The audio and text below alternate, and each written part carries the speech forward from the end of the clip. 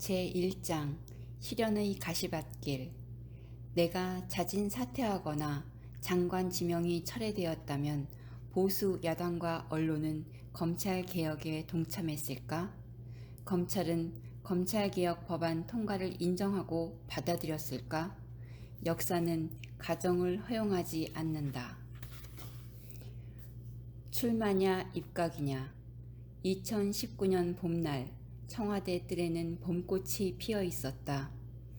대통령 민정수석비서관으로서 개각과 관련해 보고하는 자리였다. 대통령께서 깊은 눈길로 나를 쳐다보시더니 미소를 지으면서 법무부 장관 입각을 언급하셨다. 나는 깜짝 놀라 몇 가지 이유를 들어 고사했다. 집무실에 돌아와 생각해보니 2011년 12월 7일 마포 아트센터에서 열린 더 위대한 검찰 토크 콘서트가 떠올랐다. 문재인 당시 노무현 재단 이사장과 김인희 인하대 법학전문대학원 교수의 공저 검찰을 생각한다 출간 기념 행사 자리에서 나는 이렇게 말했다. 검찰에서 법무부 장관 뒤를 캘 가능성이 있거든요. 소문으로 흔들어서 이 사람을 낙마시킬 수도 있는 조직이라고 봅니다. 검찰개혁은 정권 초반에 하지 않으면 절대 안 된다고 봅니다. 정권 초반에 진보적이고 개혁적인 분이 법무부로 들어가서 법무부 안에서 검찰을 개혁하고 나가겠다는 분들은 빨리 보내드려야 합니다. 검찰이 집단 항명을 해서 사표를 제출하면 다 받으면 됩니다. 돌아보면 자기 예언적인 발언이었다. 이 자리에서 문재인 이사장은 고위공직자 범죄수사처의 필요성, 피의 사실 공표의 근절, 법무부의 탈검찰화 등을 역설했다. 그는 검찰 수사의 독립성을 지켜주어야 한다는 소신만큼이나 공수처 설치와 검경 수사권 조정 등 검찰개혁이 필요하고 검찰권 남용을 막아야 한다는 소신이 확고했다. 사회자였던 나는 법무부 장관 적임자와 관련해 문재인 이사장에게 질문을 던졌다. 그는 관중에게 질문을 돌렸다. 여러분, 우리 조국 교수님 어떻습니까? 이 질문에 관중은 크게 웃었지만 나는 당황했다. 사실 나는 그 자리에 참석한 김선수 변호사를 법무부 장관 적임자라고 내심 생각하고 있었다. 비검찰 출신으로 검찰개혁 의지가 굳센 분이었다. 김선수 변호사는 그 자리에서 검찰개혁의 필요성을 강조했다. 검사들은 개개인으로는 훌륭한 분도 있는데 일단 조직의 이해관계가 걸리면 완전히 조직 논리로 똘똘 뭉쳐서 움직입니다. 검찰개혁 방안에 있어 올바르면 평검사들이 먼저 난리를 치고 집단 항명할 것입니다. 검사들이 집단 행동을 한다면 그 검찰개혁 방안은 올바른 것입니다. 2011년 이 대화를 생각하니 대통령의 제안이 즉흥적인 것이 아닌 것 같아 더욱 긴장하게 되었다.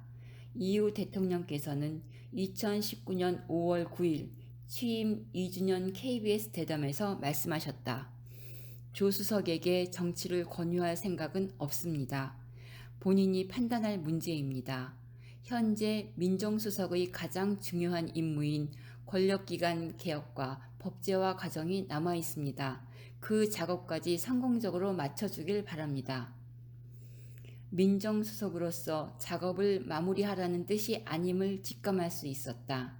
시간이 흐른 후 다른 보고를 드리는 몇 번의 자리에서 나는 야당과 언론이 맹공을 퍼볼 공격 포인트를 보고드리며 고사했다.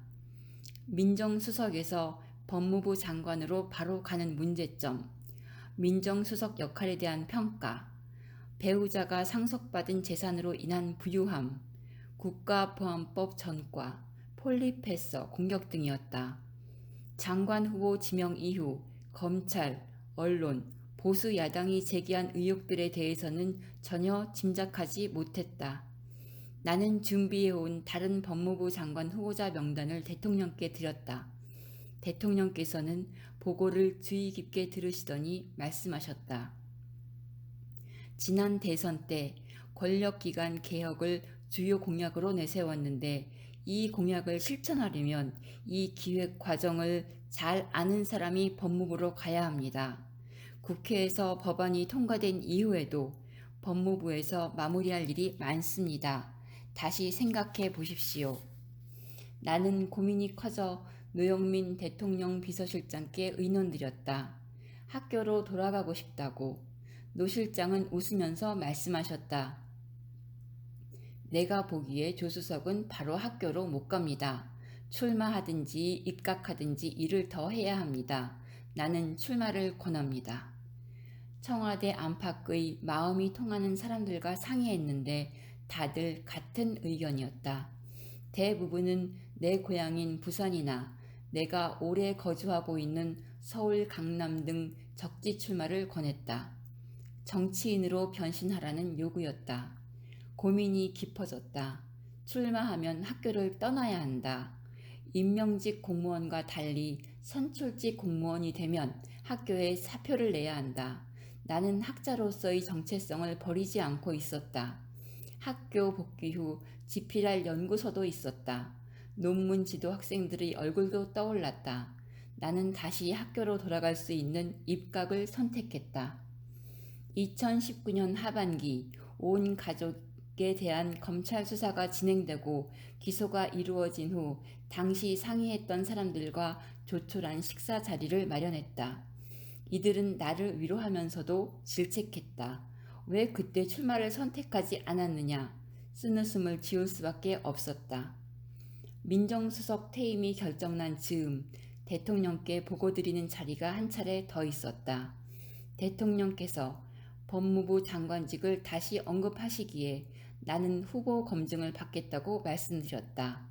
법무부 장관 후보자 검증 동의서를 제출한 후 재산을 포함해 나는 물론 가족과 관련한 모든 공적 기록은 청와대 검증팀으로 제출되었다. 집무실로 돌아와서 대통령께서 말씀하신 2011년 법무부 장관의 역할을 되짚어 보았다. 검찰은 당연히 있어야 할 민주적 통제를 기존 정치권의 부당한 개입, 간섭과 의도적으로 혼동시키려고 했다. 법무부 장관이 헌법과 인권에 기초해 지휘권을 행사하는 것은 당연한 권한이다. 민주적 정당성을 갖는 정치 권력의 민주적 통제의 일환이다. 후보자 검증 동의서를 제출한 후 나는 고민하기 시작했다. 장관으로서 추진할 수 있는 검찰 개혁이 무엇인가?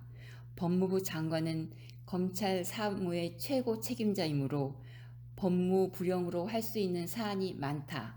검찰 개혁 외에도 법무부의 소관 업무인 국가 송무, 범죄 예방 정책, 행정과 교정, 출입국 및 외국인 정책, 변호사 시험 등에서 개선점을 찾아 정리해 놓았다. SBS의 놀라운 예언 보도. 2019년 8월 9일 나는 법무부 장관으로 지명되었다. 후보 수락 인사에서 이순신 장군의 한시 구절을 빌렸다. 서해 맹산, 바다에 맹세하고 산에 다짐한다의 정신으로 법무 검찰 개혁을 완수하겠다라는 포부를 밝혔다. 검찰의 저항, 야당과 언론의 공격을 예상했지만 나와 내 가족 전체가 형극의 길로 내몰리고 진영 간 대격돌이 벌어질 줄은 상상도 못했다. 인사청문회 준비단이 꾸려졌고 사무실이 마련되었다.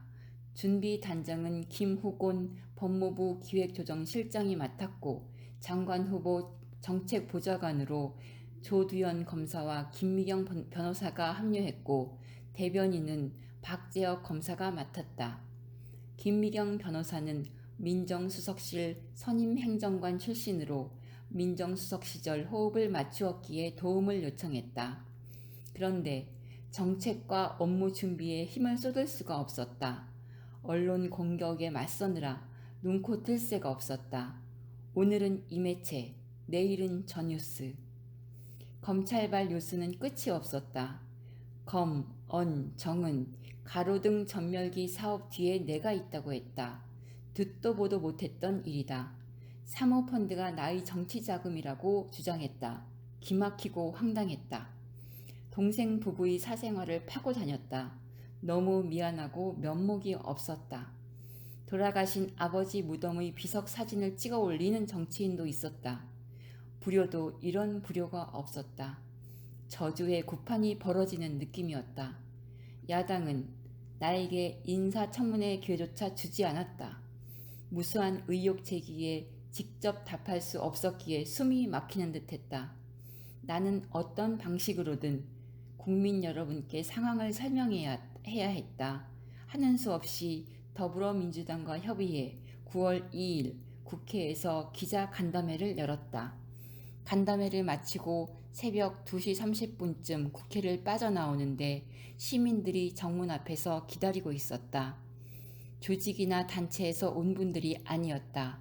감사 인사를 드리고 싶어 차에서 내려 악수를 하고 국회를 떠났다. 부족함이 많은 나를 응원해 주시는 마음을 잊지 않아야겠다고 가슴에 새겼다. 우여곡절 끝에 2019년 9월 6일 인사청문회가 열렸다. 청문회 마지막에 나는 법무부 장관 후보로서 마무리 발언을 했다.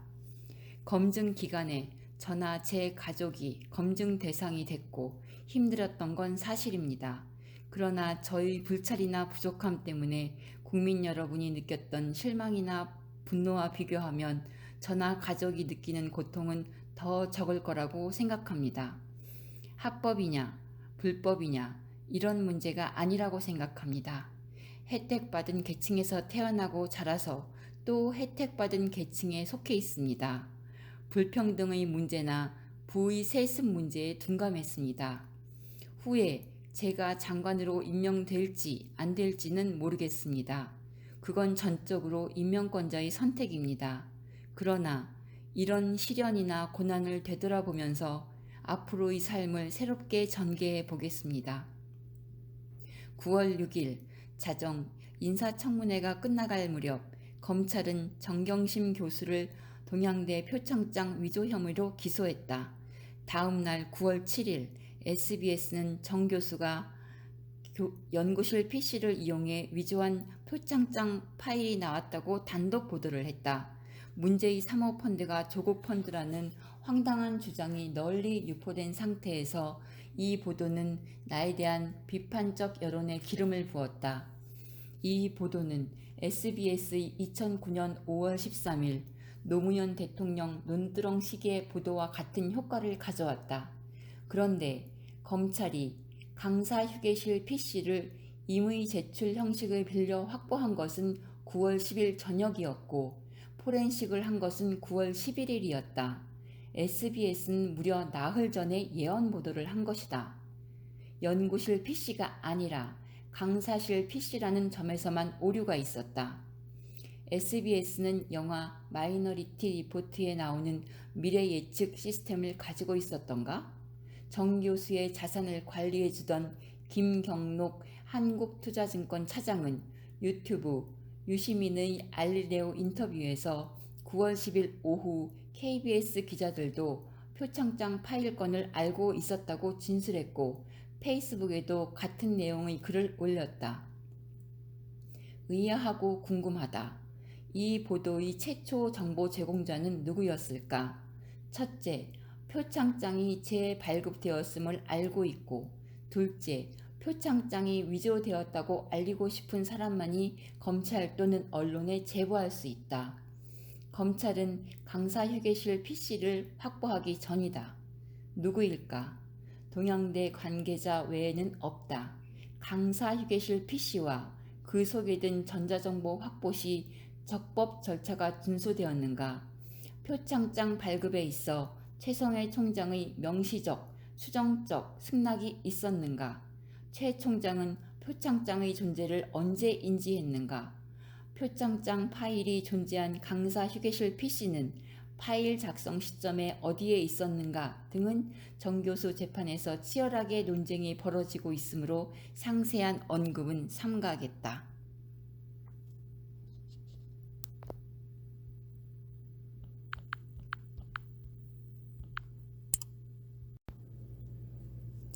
둘로 나뉜 대한민국. 인사청문회는 마쳤으나 여론은 양분되었다. 극렬한 임명 반대와 열렬한 지지로 쪼개졌다. 여론조사에서는 반대가 더 많았다. 포털 사이트의 실시간 검색창은 전쟁터로 바뀌었다. 조국 수호, 조국 힘내세요와 조국 구속, 조국 사퇴하세요로 검색어 경쟁이 벌어졌다. 진보 진영 내부도 갈라졌다. 홍세화, 진중권 등 이름 있는 좌파 지식인들은 나를 격렬히 비난했다. 전통적인 진보 시민사회단체에서도 비판적 분위기가 형성되었다고 들었다. 부산 외국어대 이광수 교수는 일부 진보가 나에 대해 매우 심한 적개심을 보였고 조국 수호는 기득권 수호이기 때문에 반대한다라고 말하면서 그 이유를 몇 가지 들었다. 조국에게는 물려받은 재산이 많다. 사회주의자였다가 변절해 자유주의자가 되었다. 민정수석으로 제대로 일을 못한 무능력자다 등이었다. 김경률 회계사는 참여연대 집행위원장이라는 직함을 걸고 나를 권력형 범죄자로 몰아갔다. 9월 8일 경제정의실천연합은 조 후보자의 법무부 장관직 임명을 강행한다면 진보개혁 진영은 물론 사회 전체적으로 개혁의 동력을 상실할 우려가 있다면서 자진 사퇴를 요구했다. 고민이 깊어졌다. 개인의 영달을 위해 장관을 하려는 게 아니라 검찰개혁이라는 역사적 사명감으로 이 자리에 섰는데 오히려 국론 분열의 당사자가 되어버렸다. 자괴감이 몰려왔다. 나를 법무부 장관으로 임명하는 것이 당, 정, 청에도 큰 부담이 될 것이라는 생각에 가슴이 답답했다. 정의당은 9월 7일 입장문을 발표했다. 여러 우려에도 불구하고 사법개혁의 대의 차원에서 대통령의 임명권을 존중하겠다. 조 후보자와 대통령은 최종 결정 이전에 후보자 부인이 기소까지 된 지금의 상황을 무겁게 받아들여 어떤 선택이 진정 사법개혁을 위한 길인지 깊이 숙고해 주실 것으로 요청드린다. 정의당의 고뇌가 읽혔다. 우회적인 임명 불가 의사 표명이었다. 이후 정의당은 당시 나에게 데스노트를 날리지 않았음을 반성한다고 했다. 반면 당시 무소속 박지원 의원은 언론 인터뷰에서 말했다. 조국이 무너지면 문재인 대통령을 향해 또 다른 돌격이 있을 수 있다. 출렁대는 언론과 국민 여론이 나쁜 것은 사실이지만 호남은 압도적으로 조국 후보를 살려야 한다는 얘기를 한다. 한편 청와대, 더불어민주당, 정부 내에서도 임명 철회와 임명 강행으로 의견이 나뉘었다. 더불어민주당 의원총회에서 금태섭 의원은 내로남불을 인정해서는 안 된다며 임명을 반대했고 이철희 의원은 조국 장관 후보자에 대한 공격은 단지 조국 개인의 문제가 아니다라며 임명 강행을 주장했다고 들었다. 당내 의견을 취합한 후 이해찬 대표와 이인영 원내대표 등 당 지도부는 임명 강행의 방침을 정했다. 반면 청와대와 정부 쪽 몇몇 고위 관계자들은 철회 의견을 냈다고 들었다. 이러한 소식이 나에게까지 들리자 자진 사퇴를 더욱 심각하게 고민했다. 나 하나만, 가족만 생각하면 그만두고 싶었다. 속을 터놓을 수 있는 여권 인사들과 여러 차례 상의했다.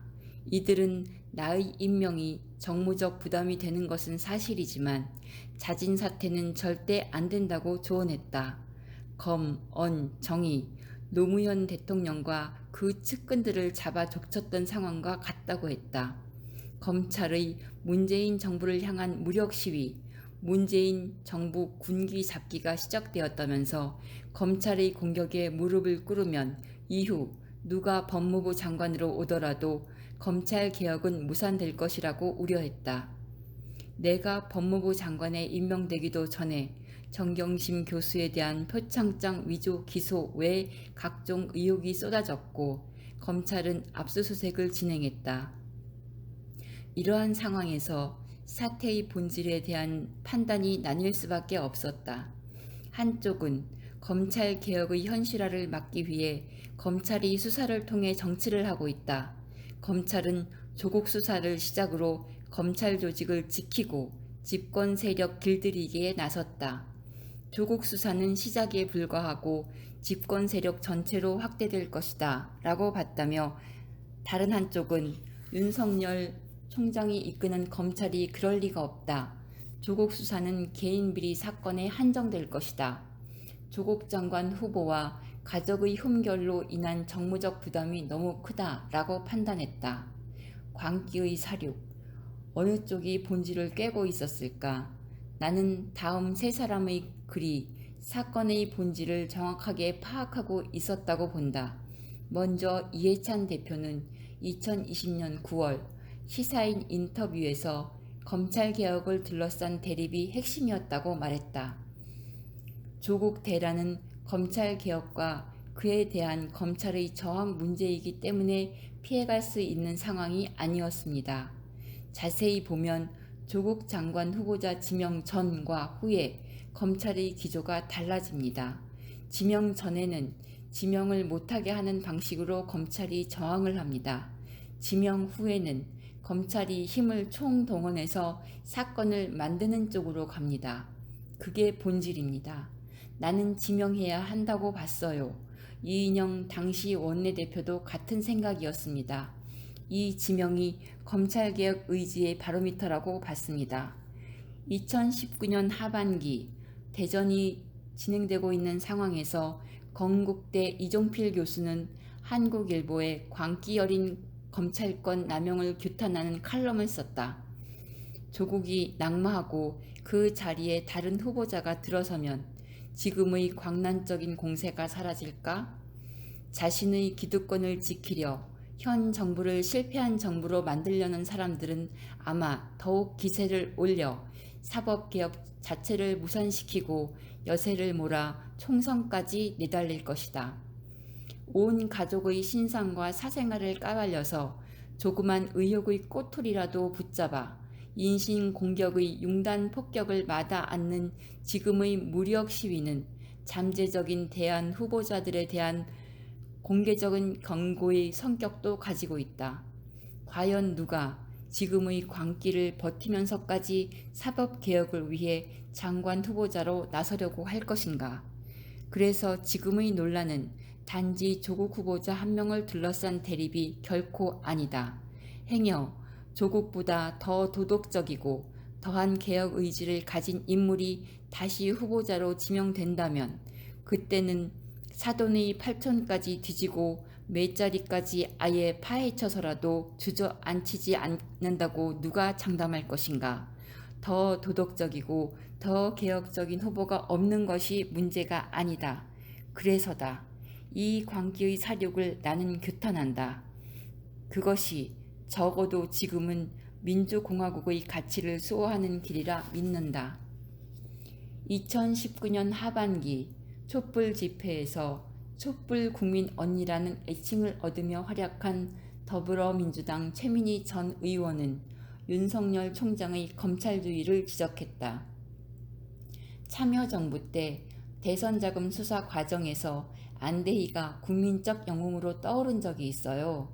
검찰은 검찰 조직 내에서 누군가를 내세워 국민적 여망이 집중된 수사를 수행함으로써 검찰개혁의 칼날을 무디게 만들고 그 상황이 지나면 다시 과거의 검찰 권력으로 돌아가 기득권을 공고히 해왔어요.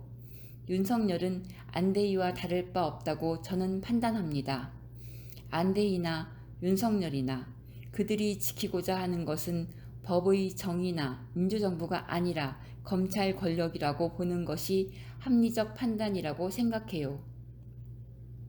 대통령의 시간 2019년 9월 9일자 한겨레 보도에 따르면 9월 6일 오후 동남아 순방을 마치고 귀국한 문 대통령은 그날 밤 9시부터 자정까지 나의 장관 임명에 관해 참모진과 회의를 열었다.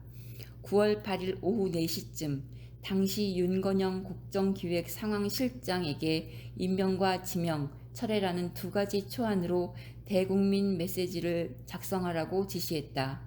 문 대통령은 두 가지 초안을 놓고 자구 수정을 했으며 8일 밤 결심을 하셨다고 한다. 문재인 대통령은 청와대 바깥의 의견도 여러 통로로 청취한 것으로 안다. 정말 고민이 많으셨으리라. 나는 9월 8일 인사청문회에서 수고한 여당 법사위원들에게 어떤 결정이 내려지건 감사하다 라는 문자 메시지를 보냈다. 윤건영 의원은 2020년 1월 몇몇 언론 인터뷰에서 조 전 장관을 임명하느냐 마느냐를 두고 대통령이 고민할 때 임명하시라고 조언했다는 게 사실인가? 라는 질문에 맞다 라고 했다. 그는 당시 상황에서 봤을 때 조 전 장관에 대한 여러 의혹은 있었지만 그 의혹에 대한 법적인 판단은 나중 문제였다라며 명확한 비리 혐의가 확인된 건 없었다라고 말했다. 한겨레 성연철 기자는 이렇게 평가했다. 조직의 사활을 건 듯한 검찰의 전방위적인 수사는 조국이어야 한다는 문 대통령의 생각을 오히려 더 강화한 듯 보인다.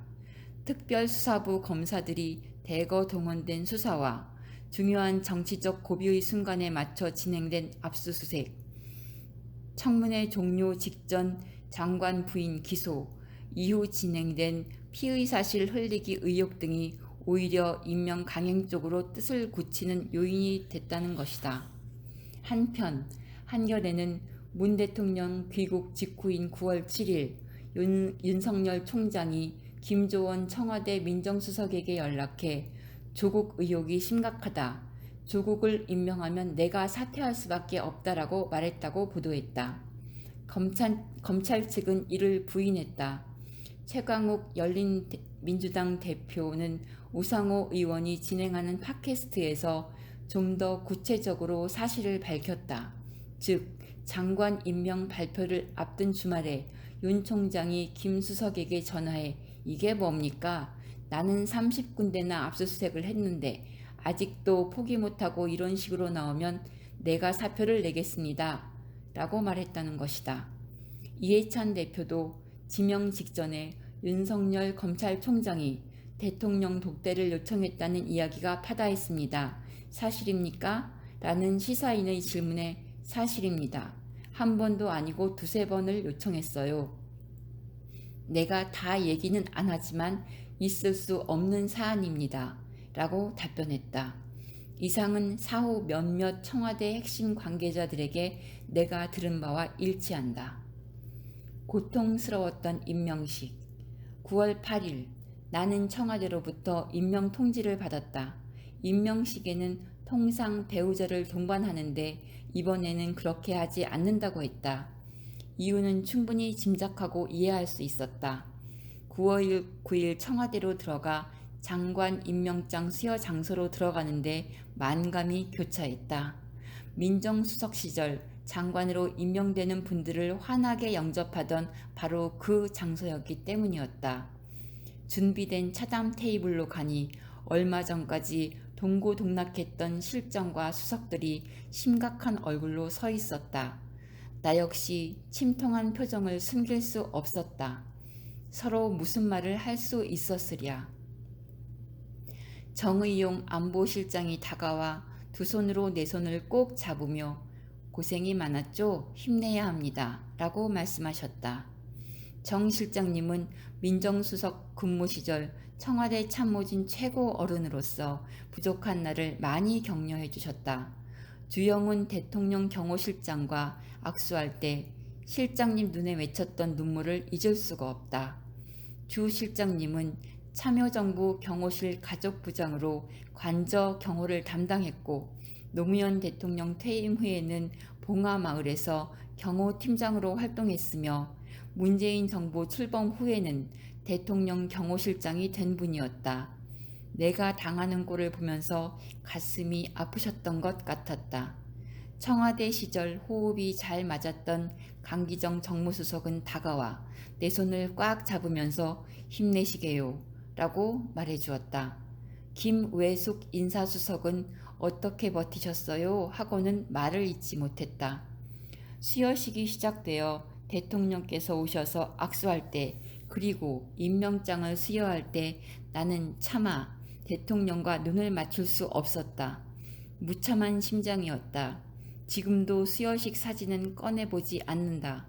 수여식 끝에 대통령께서 국민들께 직접 입장문을 발표하셨다. 유례 없는 일이었다. 나와 관련된 부분만 소개한다. 조국 법무부 장관의 경우 의혹 제기가 많았고 배우자가 기소되기도 했으며 임명 찬성과 반대의 격렬한 대립이 있었습니다.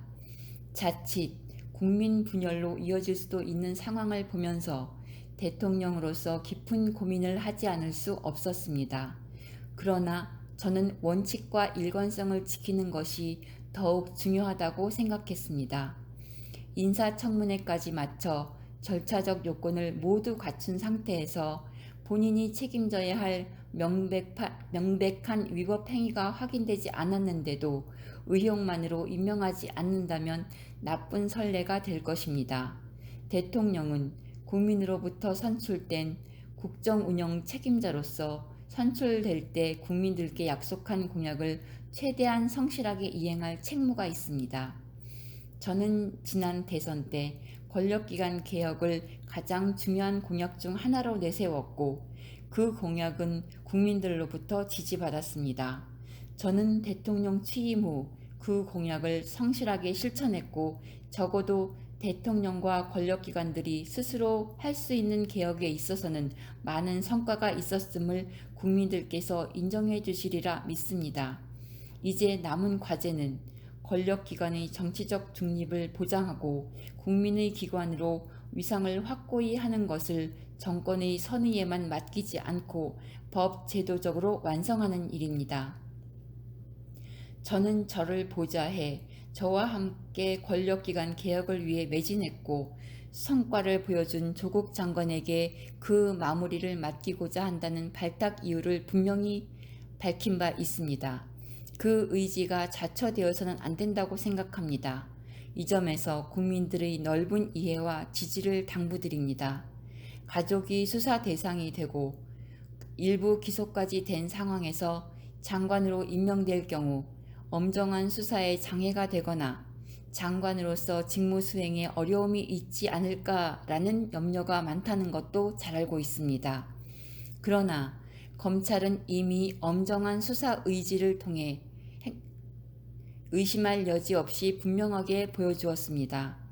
검찰은 검찰이 해야 할 일을 하고 장관은 장관이 해야 할 일을 해 나간다면 그 역시 권력기관의 개혁과 민주주의의 발전을 분명하게 보여주는 일이 될 것입니다. 이번 과정을 통해 공평과 공정의 가치에 대한 국민의 요구와 평범한 국민들이 느끼는 상대적 상실감을 다시 한번 절감할 수 있었습니다. 무거운 마음입니다. 정부는 국민의 요구를 깊이 받들 것입니다. 저는 저를 보좌해 저와 함께 권력기관 개혁을 위해 매진했고 성과를 보여준 조국 장관에게 그 마무리를 맡기고자 한다는 발탁 이유를 분명하게 밝힌 바 있습니다. 라는 부분에서 가슴이 찌릿했다. 절로 눈이 감겼다. 이번 과정을 통해 공평과 공정의 가치에 대한 국민의 요구와 평범한 국민들이 느끼는 상대적 상실감을 다시 한번 절감할 수 있었습니다. 라는 부분에서 가슴이 콱 막히는 듯했다. 낯이 뜨거웠다. 임명식을 마친 후 대통령께서 잠시 따로 보자고 하셔서 집무실로 갔다. 민정수석 시절 수시로 보고를 드리고 의논하기 위해 들렀던 방이었지만 방문의 무게도 방 안의 공기도 무겁게만 느껴졌다. 대통령의 표정도 굳어 있었다. 나는 송구한 마음을 표했고 대통령께서는 그간의 고초에 대한 위로의 말씀을 해주셨다. 나는 대통령께 다음과 같은 말씀을 드렸다.